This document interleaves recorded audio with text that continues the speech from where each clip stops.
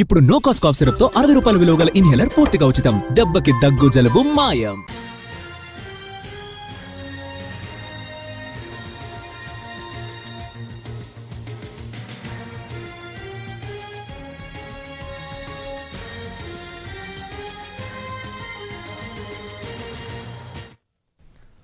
Telangana cabinet సమావేశం కొనసాగుతోంది. CM Revanth Reddy అధ్యక్షతన జరిగే భేటీలో పలు అంశాలపై చర్చిస్తున్నారు.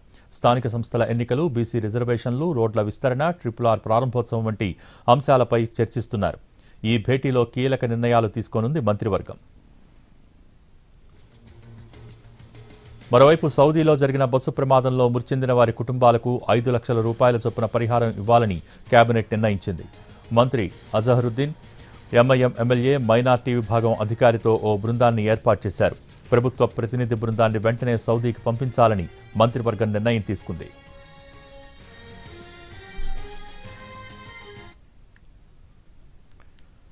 తెలంగాణ కేబినెట్ సమావేశం కొనసాగుతోంది. పలు అంశాలపై చర్చ కొనసాగుతోంది. దీనికి సంబంధించి పూర్తి డీటెయిల్స్ మా ప్రతినిధి సుధీర్ అందించేందుకు సిద్ధంగా ఉన్నారు. సుధీర్, ముఖ్యమంత్రి రేవంత్ రెడ్డి అధ్యక్షతన కేబినెట్ సమావేశం సెక్రటేరియట్ లో ప్రారంభమైంది. ఈ సమావేశంలో ముఖ్యంగా స్థానిక సంస్థల ఎన్నికలకు సంబంధించి పెద్ద ఎత్తున చర్చ జరిగే అవకాశాలు అయితే కనిపిస్తున్నాయి. గతంలో ప్రారంభమైన స్థానిక సంస్థల ఎన్నికలకు హైకోర్టు, అదేవిధంగా సుప్రీంకోర్టు న్యాయస్థానాలు బ్రేక్ వేశాయి.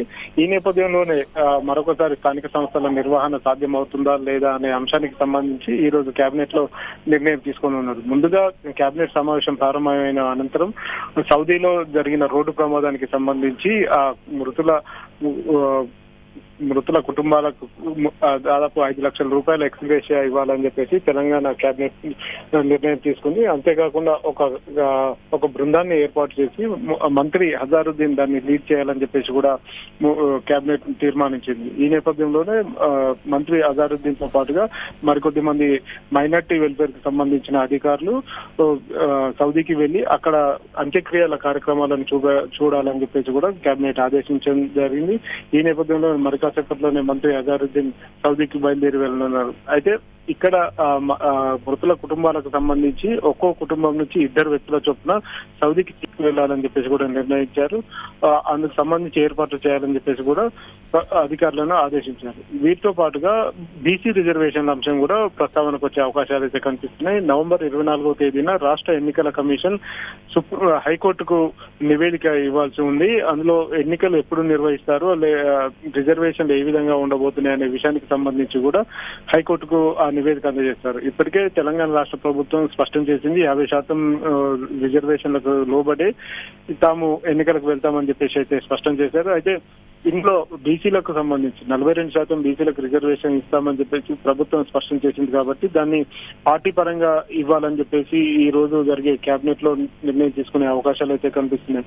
వీటితో పాటుగా కొత్తగా విద్యుత్ ప్లాంట్లను ఏర్పాటు చేయాలని చెప్పేసి గత కేబినెట్ సమావేశంలోనే నిర్ణయం తీసుకున్నారు. వాటికి అయ్యే నిర్మాణానికి అయ్యే ఖర్చు ఏదైతే ఉందో ఆ ఖర్చు కావచ్చు, వాటికి సంబంధించిన నిధుల సమీకరణకు సంబంధించి కూడా ఈ రోజు చర్చించే అవకాశాలు అయితే కనిపిస్తున్నాయి.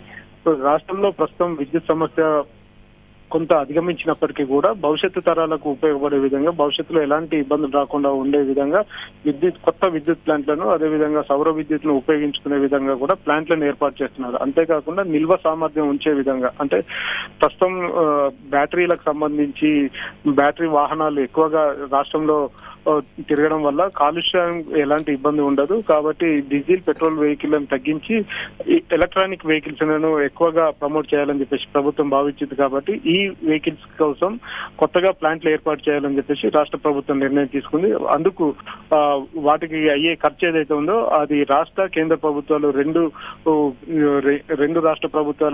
రాష్ట్ర కేంద్ర ప్రభుత్వాల మధ్య ఆ నిధుల సమీకరణ అనేది జరగాల్సి ఉంటుంది. కాబట్టి దాని మీద కూడా ఒక నిర్ణయం తీసుకుంటారు. అంతేకాకుండా RRR కు సంబంధించి ప్రస్తుతం రాష్ట్రంలో హైదరాబాద్ లోని RRR ఏదైతే ఉందో రీజనల్ రింగ్ రోడ్డు, దానికి సంబంధించి 2 భాగాలుగా విభజించడం జరిగింది.